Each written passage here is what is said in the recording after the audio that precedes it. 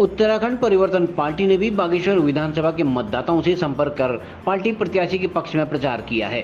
परिवर्तन पार्टी के अध्यक्ष पीसी तिवारी ने कहा कि परिवर्तन पार्टी जन सरोकारों की रक्षा के लिए लड़ रही है। जिस उद्देश्य को लेकर उत्तराखंड का गठन किया गया था, उसे भाजपा और कांग्रेस ने ध्वस्त कर दिया है। परिवर्तन पार्टी बीते कई सालों से उत्तराखंड की मूलभूत समस्याओं के निदान को लेकर लड़ रही है। उन्होंने कहा कि बागेश्वर विधानसभा उपचुनाव में जनता से भी उन्हें व्यापक समर्थन मिल रहा है।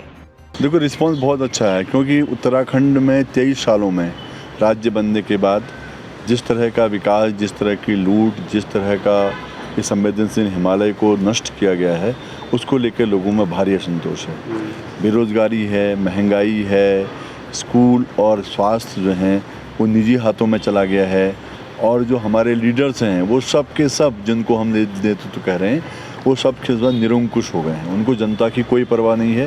पूरा का पूरा उत्तराखंड आज जो है नौकरशाही के हाथ में खेल रहा है।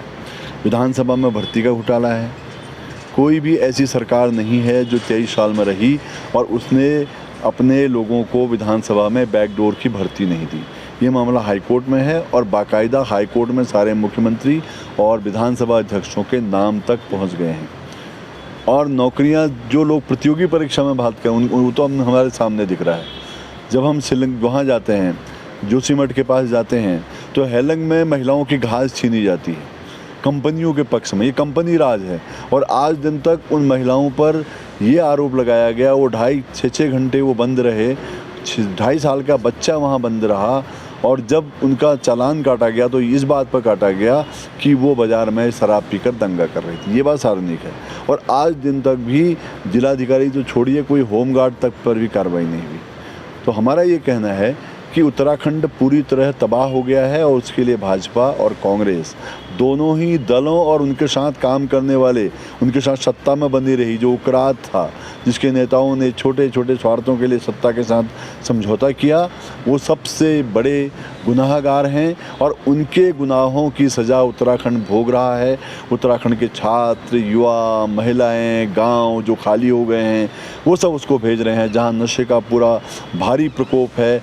और सारी की सारी ज़मीनें जो हैं उत्तराखंड की इस वक्त जो हैं धार पर लगी हुई हैं, और सारी ज़मीनों पर बड़े बड़े माफिया, जिनको सरकार संरक्षित हैं, वो आ गए हैं।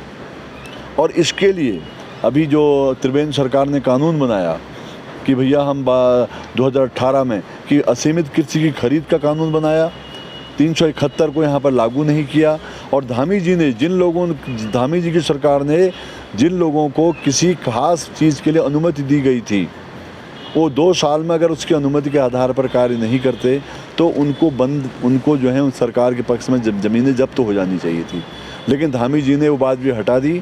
चाहे आप ज़मीन लीजिए स्कूल की और बनाइए रिजॉर्ट, तो वो भी आज ये हमारी परिस्थिति चली गई है। तो इस तबाह उत्तराखंड को बदलने के लिए बागेश्वर से एक मैसेज जा सकता है, बागेश्वर से सूचना जा सकती है पूरे उत्तराखंड के अंदर, जैसी सूचना 1921 में कुली बेकार आंदोलन के दौरान गई थी।